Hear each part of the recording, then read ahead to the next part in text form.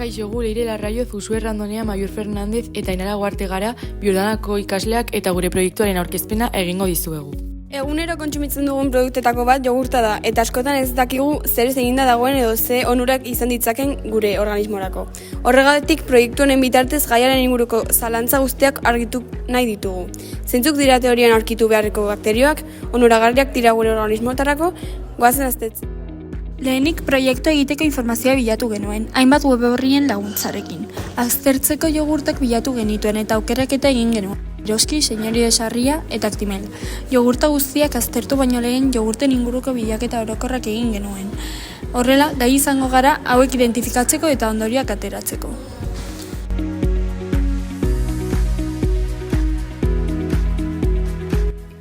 Lehenik eta behin guk jogurta bat zerotik sortu genuen, hainbat pauso jarraituz. Horretarako jogurteraren laguntza ezinbestekoa izan zen.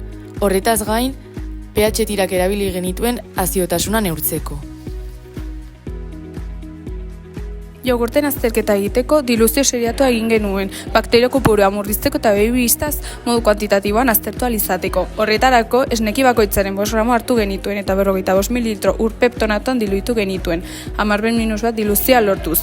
Ondoren, 10 diluzio horretatik mikropipetarekin mililitro bat hartu genuen eta 9 mililitro ur peptonatua zuen saiodi batean sartu genuen, 10 diluzioa lortuz. Prozesu bera jarraitu genuen 10 diluzioa lortu arte. Esneki guztietan 10 diluzioa lortu genuenean,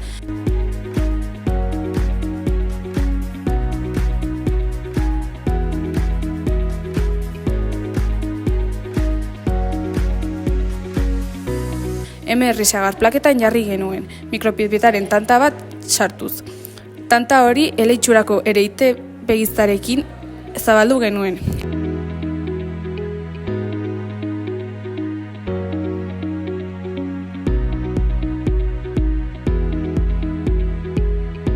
Eta azkenik, plaka horiek inkubadoran sartu genuen 37 gradu zentigradutera eta 48 orduz.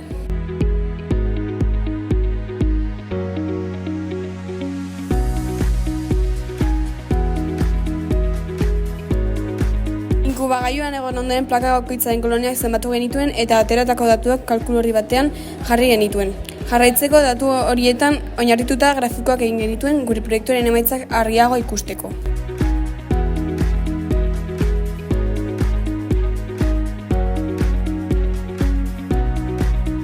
Grafikoei esker ondorioztatu izan dugu laginen artean bakterio kopuruan desberdintasunak daudela.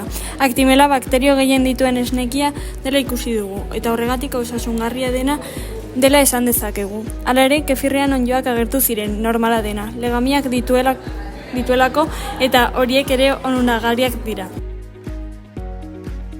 Kefirraren bakterioak ere aztertuko ditugunez gure kefirra sortu dugu. Horretarako, hilabete batez prozesua errepikatua eta azkenean kefirra lortu dugu.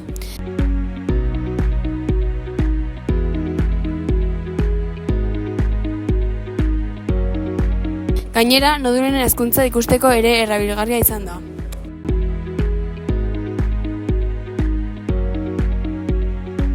Azkenik, laborategian lanean aritu garen heinean, segurtasun neurriak hartzea ezinbestekoa izan da. Adibidez, diluzioa seriatua egiterako orduan eskularruak erabili genituen.